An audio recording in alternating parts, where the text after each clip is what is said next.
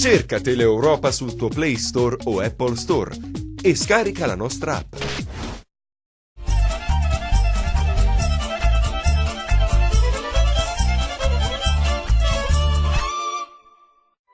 Ben ritrovati a Segnalibro, questo viaggio che abbiamo intrapreso insieme a voi, insieme a Luca Chito. Cominciamo come sempre guardando all'interno delle biblioteche perché hanno un valore inestimabile. Il loro compito è quello di custodire e tramandare la memoria, e poi all'interno delle biblioteche si fanno altre scoperte, come quello del lavoro delicatissimo per riportare alla luce gli antichi manoscritti. È un lavoro da veramente scoprire perché è silenzioso, perché va cercato, forse un'azione che nei tempi moderni abbiamo un po' perso e che ci piace invece rivalutare. Il nostro viaggio oggi è in una biblioteca importante come quella vaticana. Un tesoro da conservare, un patrimonio di testimonianze storiche che spaziano dalla letteratura alle arti, alla filosofia, alla medicina, alla teologia. La Biblioteca Vaticana, fondata da Niccolò V nel 1451, nacque con l'intento di essere una biblioteca universale, di impostazione umanistica. Da alcuni anni, grazie all'associazione Digita Vaticana Onlus, i suoi tesori vengono anche digitalizzati allo scopo di valorizzarli e conservarli. Monsignor Cesare Pasini, prefetto della Biblioteca Apostolica Vaticana. Digitalizzare l'archivio della Biblioteca Vaticana significa aver davanti 80.000 manoscritti e domandarsi in quanto tempo li faccio, e verrebbe voglia di fermarsi. Poi si comincia passo dopo passo e ora ne abbiamo già digitalizzati 8-9.000 e sul web ce ne sono già 6.000 e più. Qui sono conservati oltre 80.000 manoscritti. Il più antico è un papiro del 180-200 con alcune parti dei Vangeli di Luca e Giovanni. Ce ne sono di preziosi come il Canzoniere di Petrarca o le illustrazioni della Divina Commedia di Sandro Botticelli o la mappa del mondo contenuta nella geografia di Tolomeo del 1470. Grazie a questo progetto ora si possono consultare ovunque da PC, tablet, smartphone attraverso il sito digi.vatlib.it. Ma il processo di digitalizzazione viaggia di pari passo con il restauro vero e proprio. Angela Núñez Gaitán, responsabile del laboratorio di restauro della Biblioteca Vaticana. Ogni libro che deve andare in digitalizzazione prima passa nel nostro laboratorio, controlliamo lo stato di conservazione, facciamo piccoli interventi di restauro che possano rendere sicura la digitalizzazione e poi quando ritornano ricontrolliamo che il libro non abbia subito danni. Digitalizzare per rendere più accessibile il patrimonio, gratuitamente, ma anche per conservare meglio questo materiale prezioso. Nel laboratorio di restauro passano circa 100 manoscritti a settimana, di cui una cinquantina vengono digitalizzati. La prima fase è il passaggio nel laboratorio fotografico, che usa strumenti con tecnologia avanzata. La dottoressa Sküller Irmgar a capo del laboratorio. Utilizziamo scanner e dorsi digitali di ultimissima generazione, quindi lavoriamo ad altissima risoluzione e qualità e resa cromatica. Cerchiamo di recuperare contenuti che non sono più leggibili a occhio nudo. Significa lavorare con tecniche e luci particolari come l'ultravioletto e l'infrarosso per dare nuovamente accesso a questi contenuti. Per la conservazione digitale si utilizza il formato FITS creato dalla NASA per memorizzare immagini e dati di astronomia e astrofisica.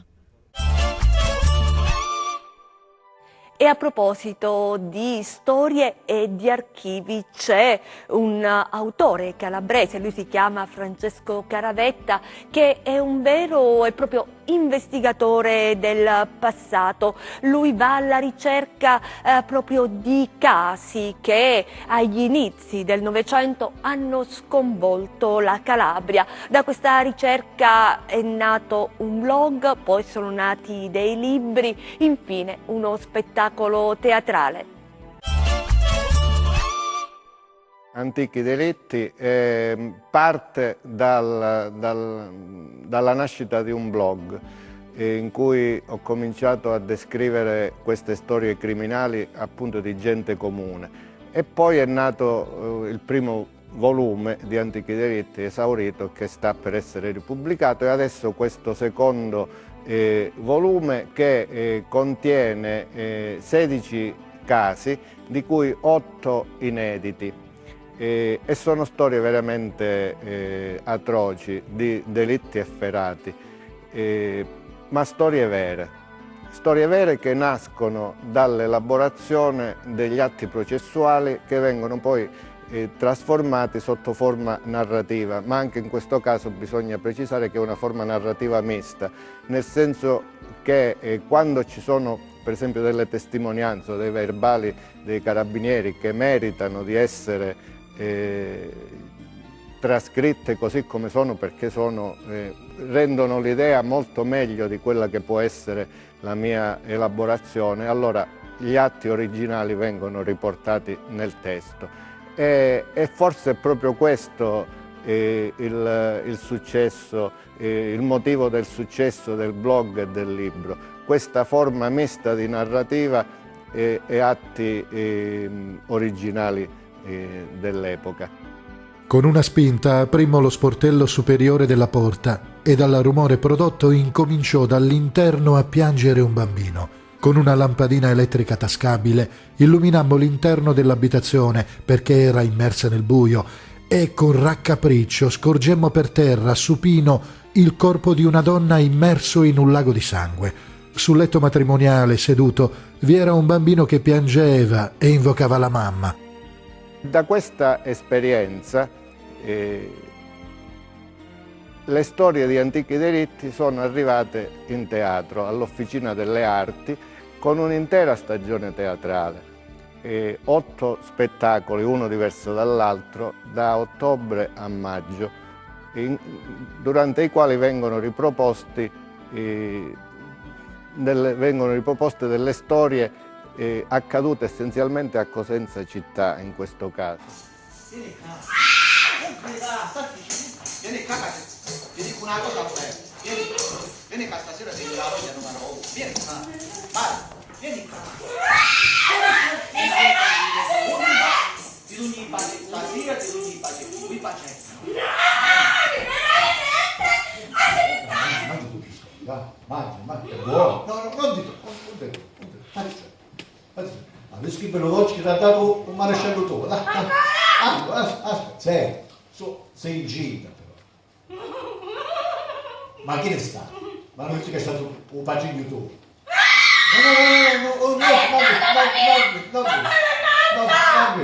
No, e chi ne sta? Mangi un biscotto, tranquillo. Conosco un tuo ricordo. E poi ci sono le storie moderne, quelle di oggi, la realtà che è fatta di persone vive, come il personaggio del libro di cui vi parliamo. Lui si chiama Antar Eliana Yorfida, che è un'archeologa, lo ha incontrato a Damasco, è un italo-siriano, nato, cresciuto in Italia, ma che ha bisogno di ritrovare le sue radici per mantenere o per ritrovare un equilibrio e quindi ricomporre la sua identità. Antar è una storia siriana, e lo è letteralmente perché nasce in Siria, a Damasco, dove mi trovavo come archeologa quando ho avuto la fortuna di vivere, di conoscere questo grande paese prima della guerra, prima che la guerra lo distruggesse, e si ispira a una storia vera, incontrata a Damasco appunto.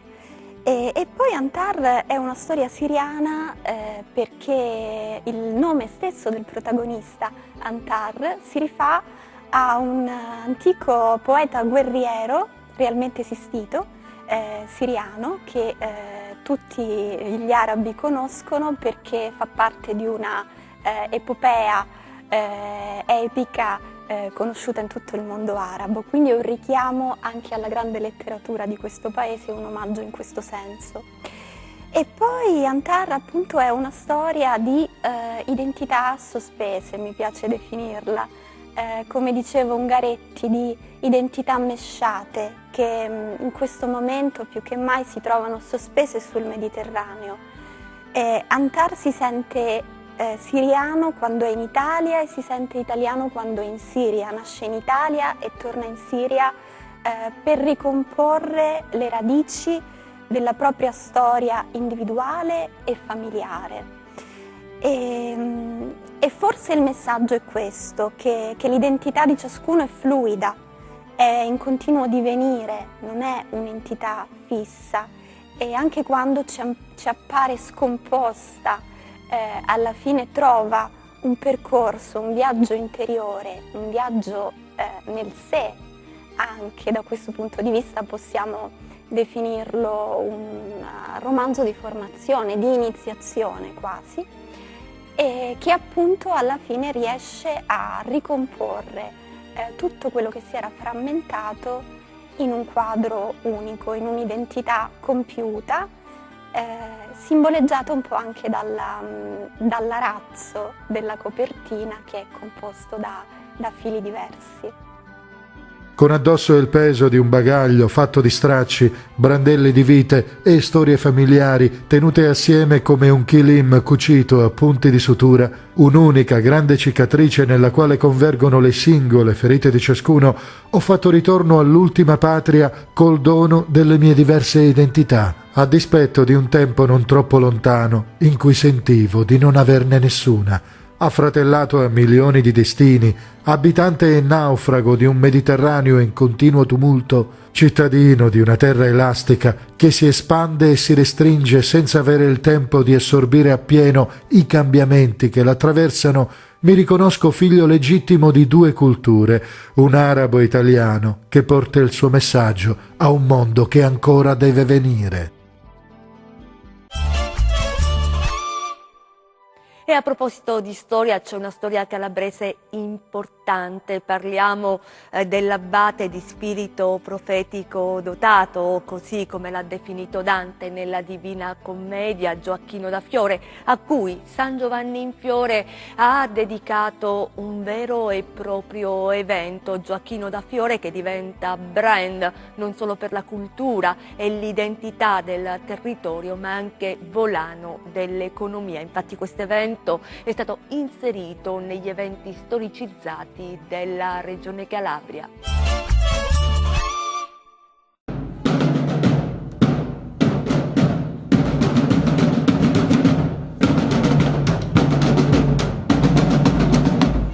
Popolo di Iure, siete tutti invitati davanti all'abbazia per la festa in onore a Gioacchino. Noi oggi, a distanza di 817 anni dalla morte di Gioacchino, che è avvenuta anche di sabato, apriamo questi 2 giorni importanti, San Giovanni in Fiore nel Medioevo, ripercorremo le tappe di Gioacchino e quindi la città si appresta a ricevere migliaia di persone per, come dire, rievocare la storia e restare nel borgo che è stato appositamente riprodotto come nel Medioevo.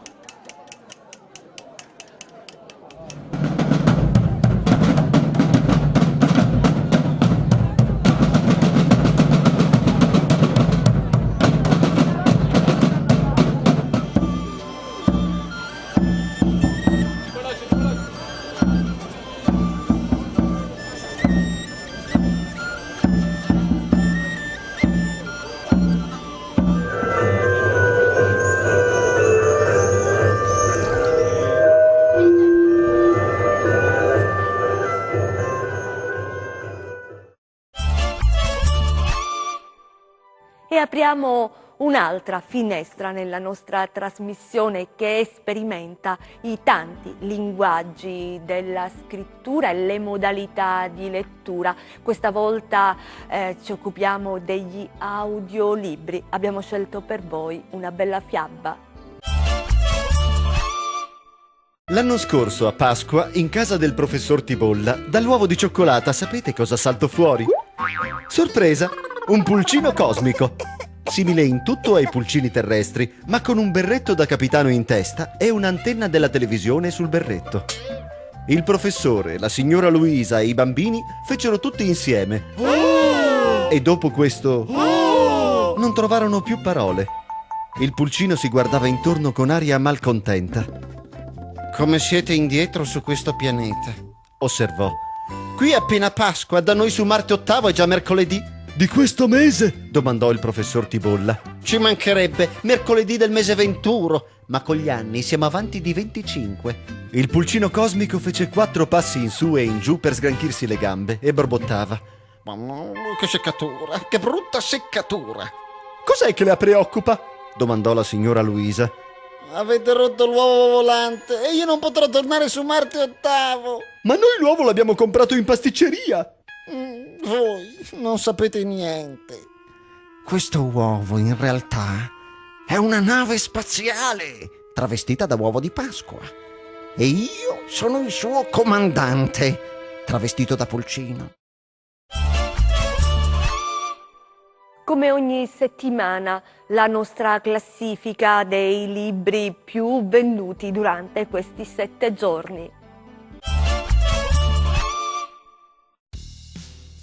Al 10° posto questa settimana il saggio The Game di Alessandro Baricco, edito da Einaudi, pagine di un viaggio nell'era moderna attraverso oggetti diversi dal passato, strumenti di quella rivoluzione tecnologica che ha portato, sostiene l'autore, ad un'insurrezione mentale. I pionieri di Internet si aspettavano questo risultato? La risposta la troverete leggendo.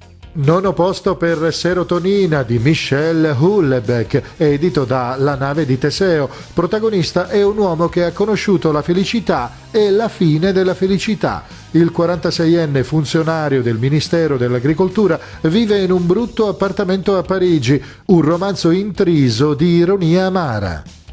All'8° posto il nuovo libro di Matteo Renzi, Un'altra strada, idee per l'Italia di domani, edito da Feltrinelli, pagine in cui l'autore, con chiarezza e senza sconti, dà forma a una nuova narrazione dell'avvenire, fermamente convinto che se l'Italia fa l'Italia non ce n'è per nessuno. Scivola al 7° posto Rien ne va plus di Antonio Manzini, edito da Sellerio, nuovo capitolo sul vicequestore Rocco Schiavone, alle prese con la scomparsa di un portavalori carico di 3 milioni di euro. La personalità del vicequestore cinico, ma con una umanità insospettabile, conquista i lettori. Conquista una posizione e si piazza al 6° posto Conversazione su Tiresia di Andrea Camilleri, edito da Sellerio. Indossando i panni di Tiresia, Camilleri, con la potenza del mito e la forza della sua narrazione, conferma l'incrollabile passione per il teatro, la formidabile cultura e ci regala un'opera unica, preziosa. 5° posto per Mantieni il bacio, lezioni brevi sull'amore di Massimo Recalcati, edito da Feltrinelli. Le domande di sempre sull'amore. Dura per sempre? Cosa accade quando una storia finisce? È possibile il perdono? Le risposte in 7 brevi lezioni. Massimo Recalcati scandaglia tutti questi interrogativi e offre ai suoi lettori i testi del programma televisivo Lessico amoroso. Resta al 4° posto La ragazza della luna di Lucinda Riley, edito da Giunti, 5° episodio della saga delle 7 sorelle, l'avventura di Tiggy a caccia delle sue origini, l'incontro con strani personaggi, scrittura incalzante in una contaminazione di storia e fantasy. Al 3° posto questa settimana L'isola dell'abbandono di Chiara Gamberale, edito da Feltrinelli, un romanzo definito profondo e coraggioso sull'abbandono, che è il dolore più profondo con cui tutti, prima o poi, dobbiamo fare i conti, ma che può rivelarsi una grande occasione per ritrovarci e capire finalmente chi siamo. 2° posto per Gianrico Carofiglio con La versione di Fenoglio, edito da Einaudi, pagine in cui si narra dell'incontro fra un ragazzo e un anziano investigatore, un intreccio di racconti polizieschi e al tempo stesso un sorprendente manuale sull'arte dell'investigazione. Conquista il 1° posto il nuovo libro di Maurizio De Giovanni, Le parole di Sara, edito da Rizzoli, l'amore, le conseguenze e due donne al centro della storia, Sara Morozzi e Teresa Pandolfi, diverse come il giorno e la notte, sono cresciute insieme, colleghe, amiche, avversarie leali presso una delle più segrete unità dei servizi. Per amore, Sara ha rinunciato a tutto, mentre Teresa ha conquistato i vertici dell'unità. Una storia avvincente. Ed è davvero tutto, grazie per essere stati con noi, grazie come sempre a Luca Chito, l'appuntamento è alla prossima settimana.